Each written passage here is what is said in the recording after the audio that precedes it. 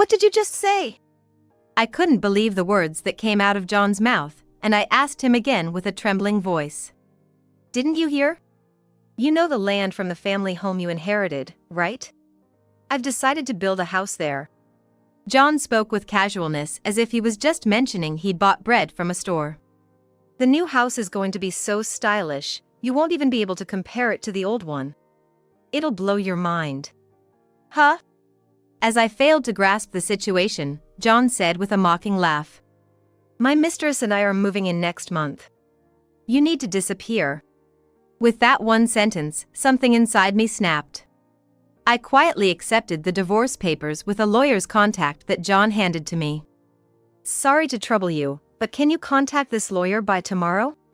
I have my reasons, and I need it done quickly. All right.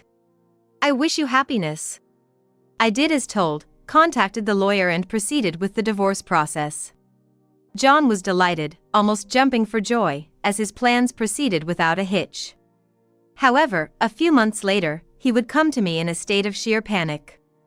My name is Susan Clark, 55 years old. I used to be a nurse, but now I'm a homemaker. Actually, this marriage was my second. My first marriage was when I was 26. I got married because I found out I was pregnant. But when my daughter Marissa was 3, he told me he had fallen in love with someone else. It was a shock, but part of me oddly accepted it.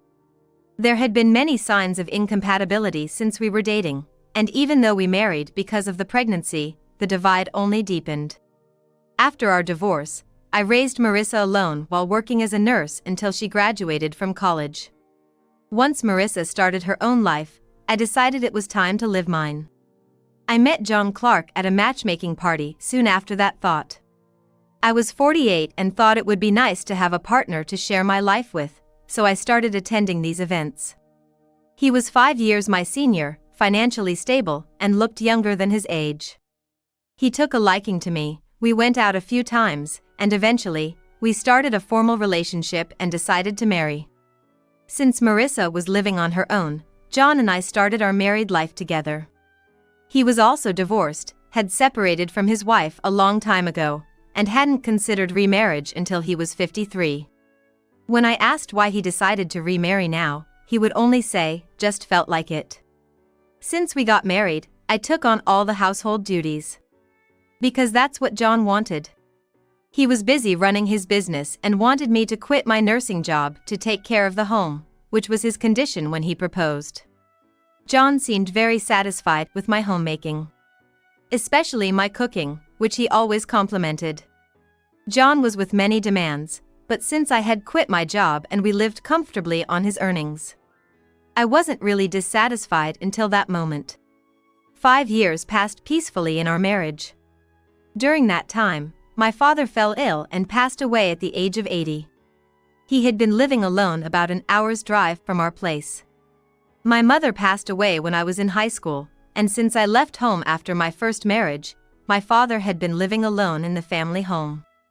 I had suggested living together, fearing he might be lonely, but he always declined with a laugh, saying he preferred being on his own. After marrying John, we didn't live with my father because he was against it. I frequently visited my childhood home to check on my father. But he suddenly fell ill and passed away. I deeply regretted not noticing sooner, and I grieved for a long time without letting John know. There wasn't much inheritance, just the family home filled with memories, a cozy, wooden house. It was something my father had commissioned from a local carpenter. The house was now vacant, and I couldn't bear to demolish it, so I often went back to maintain it. One day, something happened. After seeing John off at the front door in the morning, I was about to do some laundry when I noticed something strange. Huh?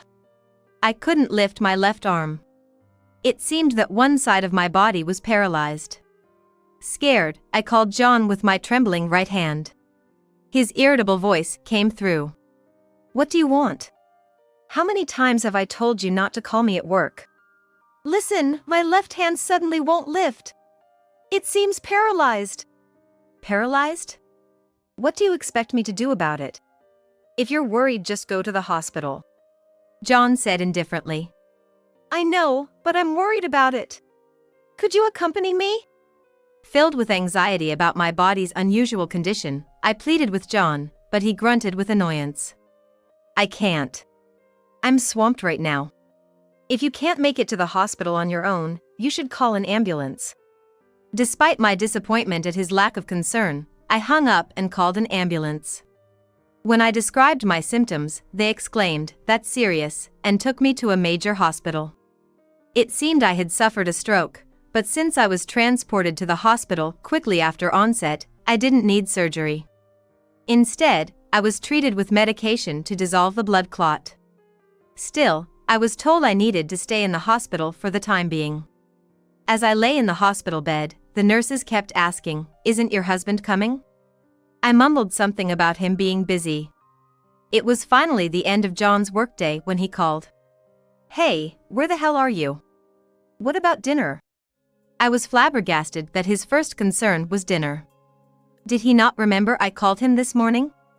"I called you this morning. I'm in the hospital." "What? You're still at the hospital? You've been there for quite a while." His casual response infuriated me, and I told him about the stroke. Stroke? Why would something like that happen? "I got it, I'm on my way," he said, finally sounding alarmed, and he came to the hospital. He visited my room, only to quickly go and speak to the doctor.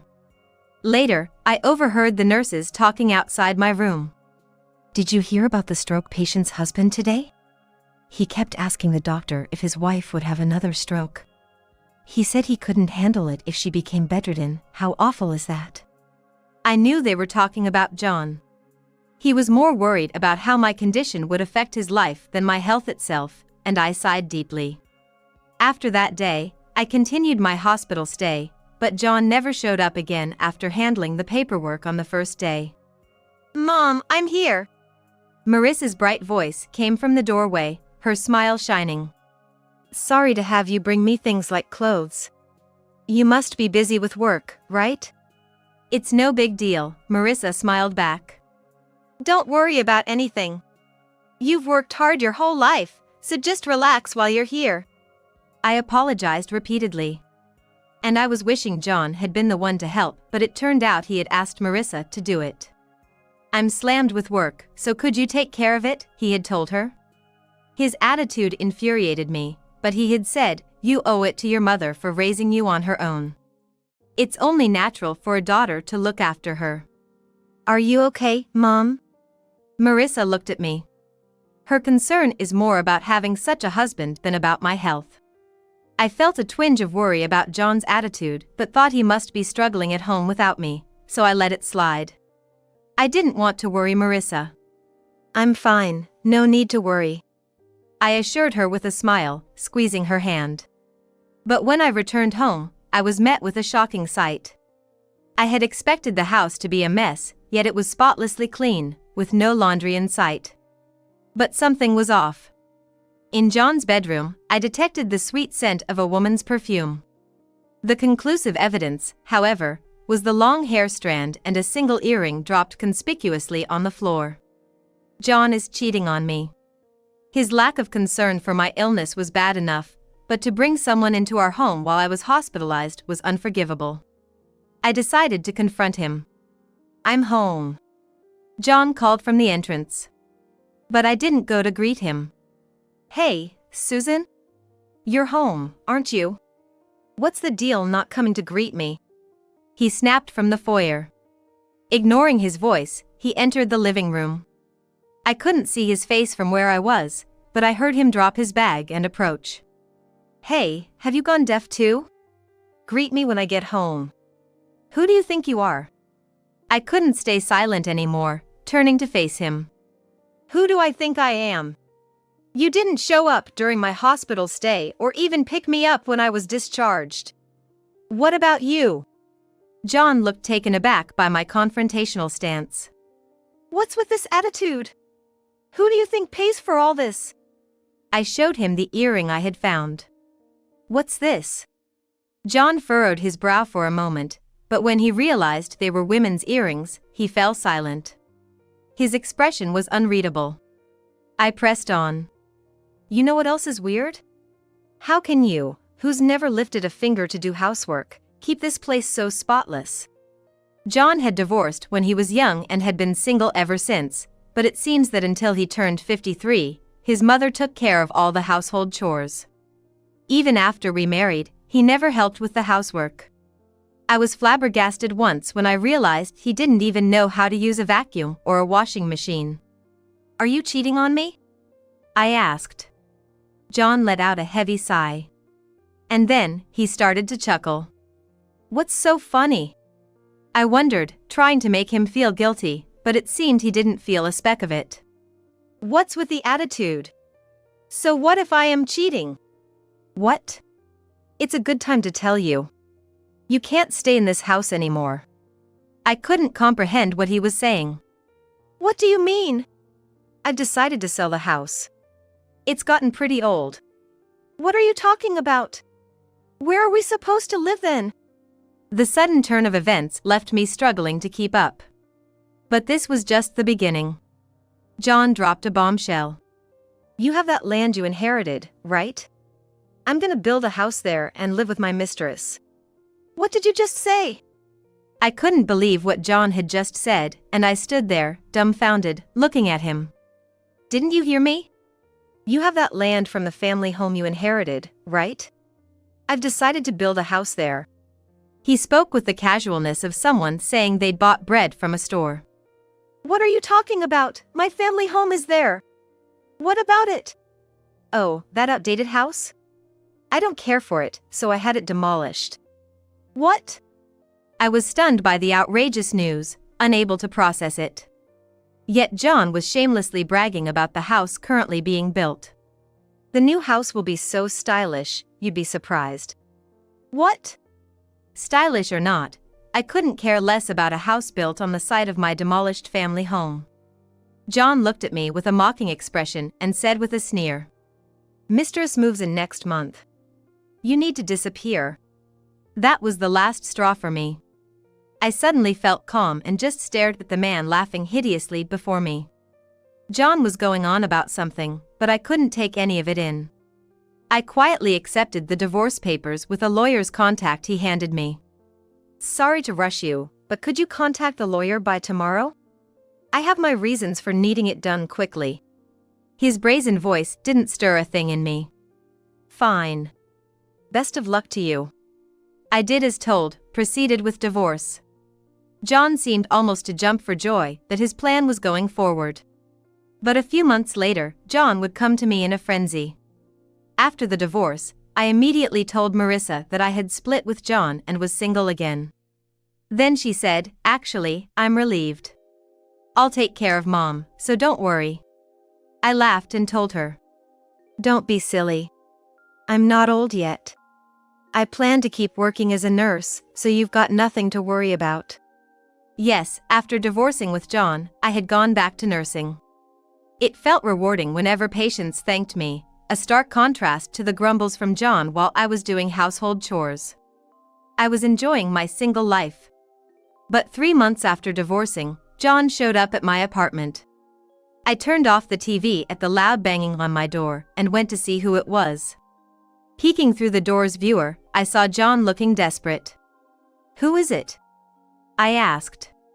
Please, it's me. Susan, please open up. I almost wanted to retort that I didn't know any me, but it seemed too foolish. So I opened the door, keeping the chain on just in case. John's face, shining with sweat and his eyes darting around, was illuminated by the light from the slightly opened door. What do you want now, after all this time? Oh, how dare you speak to me like that after what you've put me through? John accosted me with bloodshot eyes. I responded calmly to his heated words. What are you talking about? I haven't done anything to you. You knew, didn't you? That there was a mortgage on that property. And you kept it hidden from me without saying a word. John was yelling desperately, but I couldn't help but laugh at his words. Of course, I wouldn't tell you. After all, I'm the one who inherited it. That land originally had nothing to do with you, did it? I implied to him that he should have known such a thing. Given John's old-fashioned ways, he probably thought that a wife's property belonged to her husband. But that notion was a mistake. When I pointed this out, John, exasperated, screamed and tore at his hair. Damn it, if I'd known there was a mortgage, I wouldn't have changed it into my name. Yes, John had changed the deed of the inherited land into his name by forging a power of attorney from me. Then, he had my family home torn down and built a new house to live in with his mistress. However, that land had been collateral for the purchase of my parents' house. When my parents could no longer pay the mortgage, the plan was to sell that land and use the proceeds for the payments. It's a common practice, as land often comes with a mortgage when taking out a home loan. But now, with life insurance linked to the group credit, if the person taking out a mortgage dies, the debt can be cancelled. Unfortunately, my father hadn't subscribed to such insurance. The mortgage on my family home was still outstanding, and I was undecided about taking on that debt. In the meantime, John had changed the land into his name and demolished my family home without my consent. It's your own doing whatever you want without telling me. Got what you deserved, right? So, what's up? Did you get a notice of foreclosure or something? I asked with a cold look, and John blurted out something shocking. It's not just a notice. The land's been auctioned off, and before I knew it, it was sold to someone I don't know. And now I have to leave that land. I couldn't believe it had been auctioned off and sold. The situation had progressed beyond my imagination. I insisted the house was mine, but some scary guys started showing up. As a result, I couldn't live there and was driven out. John said weakly, but I had not expected his situation to be so dire. Still, I felt no sympathy for John and actually felt a sense of schadenfreude. You keep talking about yourself, but what about your cheating partner? Weren't you planning to live with her? I felt a disconnect with John's words, always saying I instead of we. Then John's face grew even more haggard, and he sighed deeply. I was deceived. She was like a woman in it for the inheritance chase. Excuse me? Is it for the inheritance chase? She approached me knowing I was a CEO and had money, aiming for my assets. But I had nothing valuable left. John's words took me by surprise. What? Wasn't your company doing well? John shook his head weakly. No, actually, just before you were hospitalized, I was betrayed by someone, and my company ended up in serious debt. Is that so? This was news to me. According to John, the debt was astronomical, so much so that even throwing all his assets at it wouldn't cover it.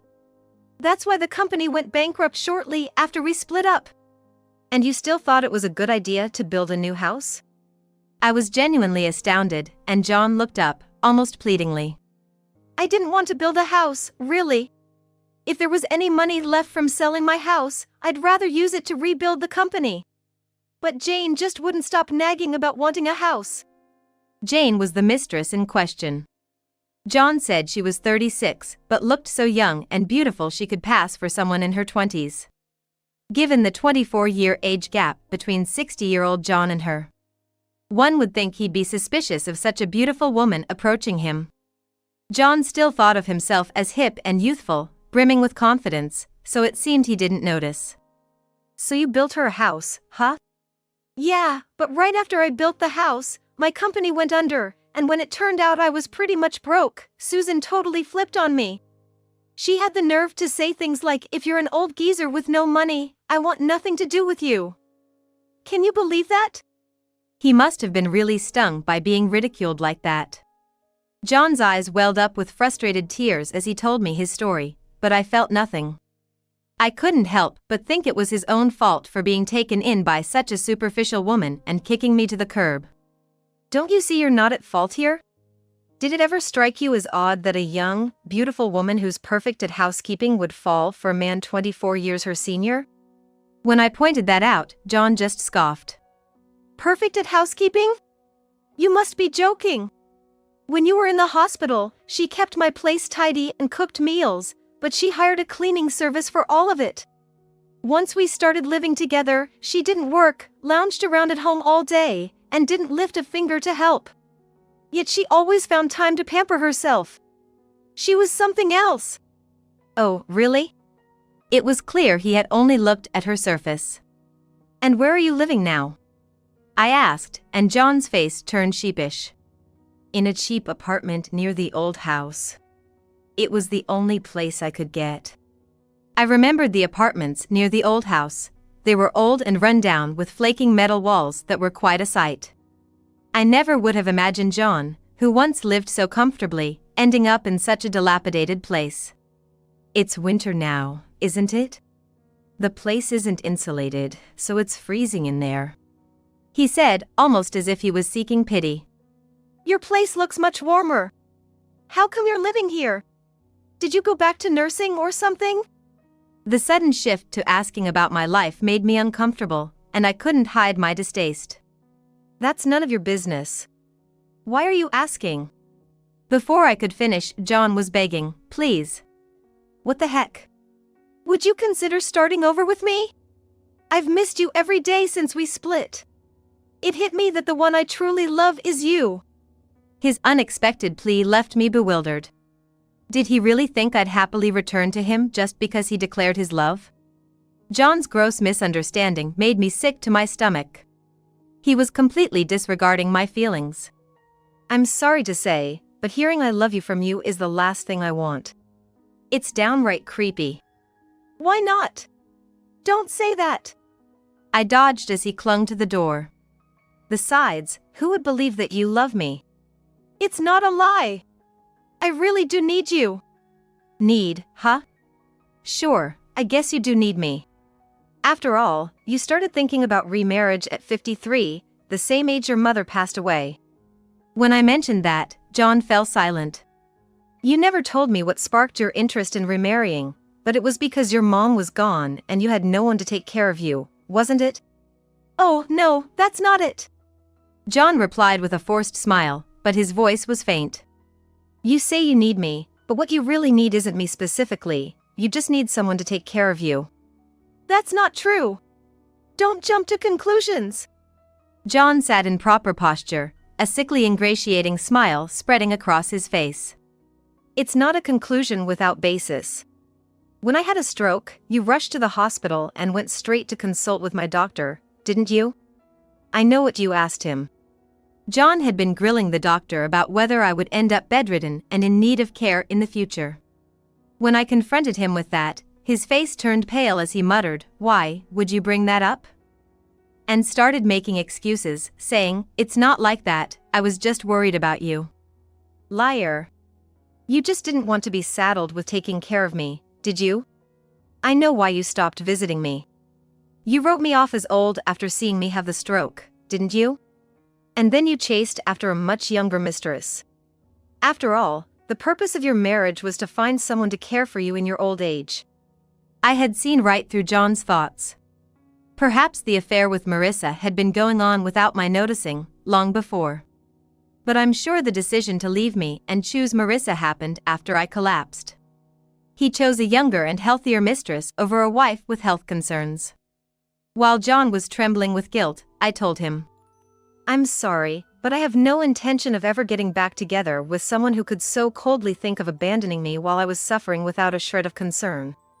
Even as he tried to cling on, I called the police in front of him. Hello? There's a strange person loitering outside my house. When I said that, John snapped, "All right, I'll leave," and vanished. After that, it was one disaster after another for John. That new house he built, of course, was still being watched by those intimidating men, making it impossible for him to return. But the house, designed to impress Marissa by a popular designer, still had a mortgage on it, and it seemed the payments were falling behind. If someone would buy the house, it seemed like his problems would be solved, but according to the intimidating landowner, there's talk of demolishing John's house eventually, leveling the lot, and putting the land up for sale. Even if the house is torn down, the mortgage remains, a truly tragic situation. John seems to have neither the energy nor the money to start a new business and is now just getting by with temp jobs and part-time work. Mentally and physically exhausted, he no longer resembles the prosperous man he once was. In fact, he looks older than his years now. As it turns out, The failure of John's previous marriage was also due to him throwing his weight around and behaving like a tyrant. He's always been the same, considering anything other than himself as trivial. That's why he was betrayed at work, choosing a mistress over his wife based on self-interest, and then betrayed by that mistress, leading him to this predicament. I doubt anyone will reach out to help him now. Yet, I don't feel a speck of sympathy for John. As for me, lately Marissa has moved into my apartment, and we've been living together happily. Her workplace is close to my apartment, and she said it was a waste to pay rent for a separate place. But I knew that she decided to live with me because she was concerned about my health. She seemed to be worried about how I was coping after my stroke and divorce from John. But no need to worry. I've been keeping up with regular checkups at the clinic and have even improved my lifestyle. Lately, I've been feeling great. I've completely forgotten about John, and he hardly ever crosses my mind now. When I was hospitalized, John never visited me, but the nurses were so kind and became a source of support. Now, working as a nurse myself, I strive to be as supportive to others as I was once helped. I'm looking forward to going to spa with Marissa. My life is still very much ahead of me.